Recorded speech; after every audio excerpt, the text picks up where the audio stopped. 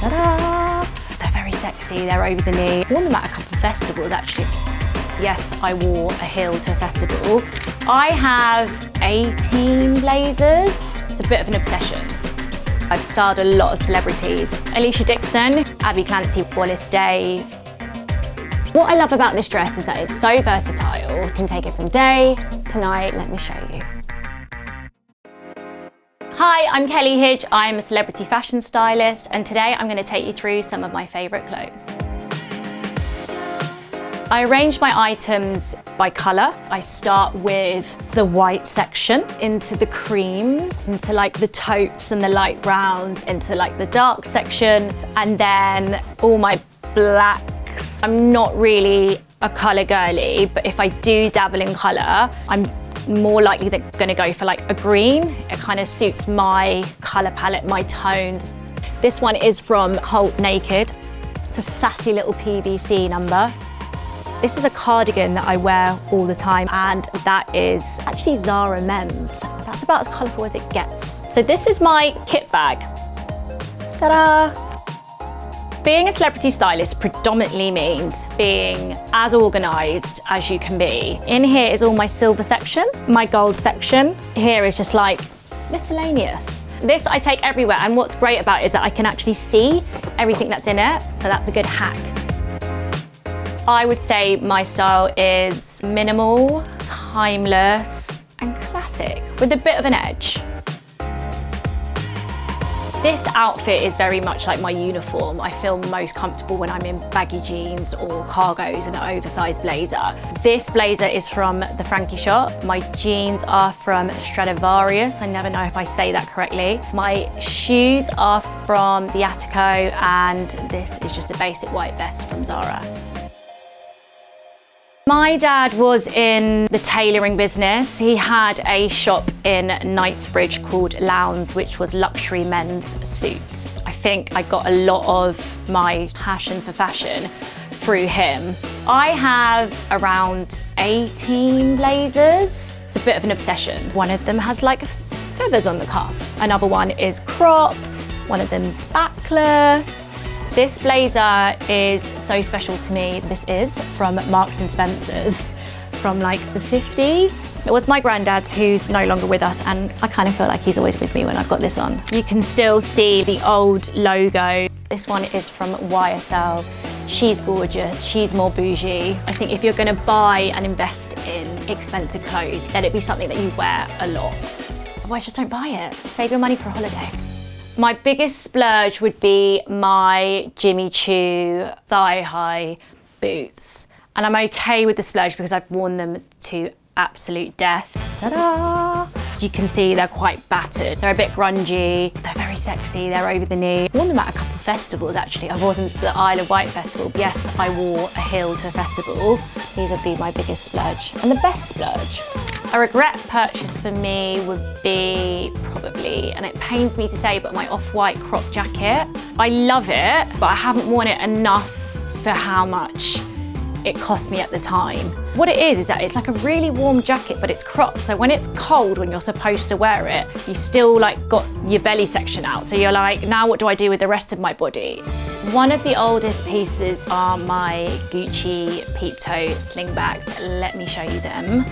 Hidden away in here are these babies. As you can see, they need to be heeled, which is quite grim. And these are about 20 years old. I got these from Harrods, so these would be classified as vintage. That's when these were fashionable, and now kitten heels have come back. When I was a little girl, I used to like break things apart and then sew them back onto my clothes. It was my way of like being creative and like playing with like textures and different things like that. So it's always been in the blood. My style has evolved a lot since I was younger. I used to wear a lot more streetwear. I was a bit of a tomboy. I used to wear a lot of tracksuits. Very much the opposite of probably what you see on my Instagram. I'm more particular about what I buy now in terms of wanting things to age well. I want to be able to wear the clothes in my wardrobe again and again. I've styled a lot of celebrities. Alesha Dixon, who is an absolute joy to style. She's the loveliest person. I recently did Wallace Day for the GQ Awards. One of my favourite awards that I did was the Brit Awards. I actually styled Abbey Clancy when she was pregnant. She was wearing like a green Alexandre Vautier gown and she just stole the show with her bump.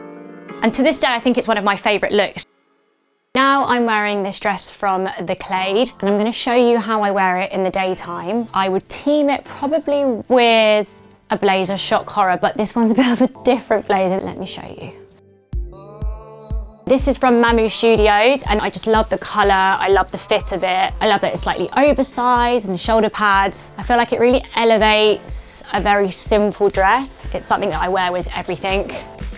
As you can see, I've got loafers on with it. These are from H&M and they're actually a lot more comfortable than my designer loafers and a third of the price. So what I love about this dress is that it's so versatile, so you can take it from day to night. So let me show you how I would do that.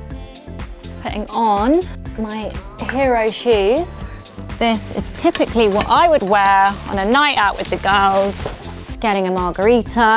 I've teamed it with this leather oversized bomber, and to finish it off, this bag is by the brand Verified, and it just goes perfectly with the shoes with the gold hardware here. My favorite brand would have to be Miu Miu, YSL and Prada, I would say. I also love some of the high street brands. I think Zara's amazing. Who doesn't love Zara? I think the Frankie shop is amazing. I buy a lot from the Frankie shop. So this is my third and final look, the most glam I think I'd ever go. I've worn it on many a night out. This is by AMUs. I absolutely love this dress. I love the designer. When I go out, I do feel like super confident, super sexy, and shouldn't that be what your glam night dress should make you feel like? I think through going to a lot of the fashion weeks and fashion shows, it does make you feel a sense of pushing boundaries. There are times I'm like, oh, I can't wear that, it might look a bit silly, or that's a bit daring, or this has got too much of a cutout. When I see other people pushing those boundaries, and that's what you see at a lot of the fashion weeks, it kind of does give you that spring in your step to go, well, why not? Why shouldn't I do that if other people can wear these things? I recently went to Paris Fashion Week and I absolutely loved it, but it's like doing a full marathon every day, going to different shows and all starting within 10 minutes of each other. But at the same time, the atmosphere and the people you get to meet is so amazing. The designers really put on such a spectacle. I think Jacquemus do a really good job of that. Their campaigns are amazing. I recently saw the Rick Owens show, which was one of my favourites. If you get the opportunity and you get the chance to go to a fashion week, go. You can just rock up to shows and perhaps walk in and watch them from afar. So yeah, I love it, but my God, there's a lot of cardio involved. Through my Instagram and TikTok, I hope it inspires others to break past boundaries and have fun with the way in which you dress. Don't follow rules, follow what suits you. I don't think you should ever worry about what anyone else is thinking. If you feel good, it fits you nicely, then who cares? Wear the dress, whack on the heels, put yourself out there and go for it.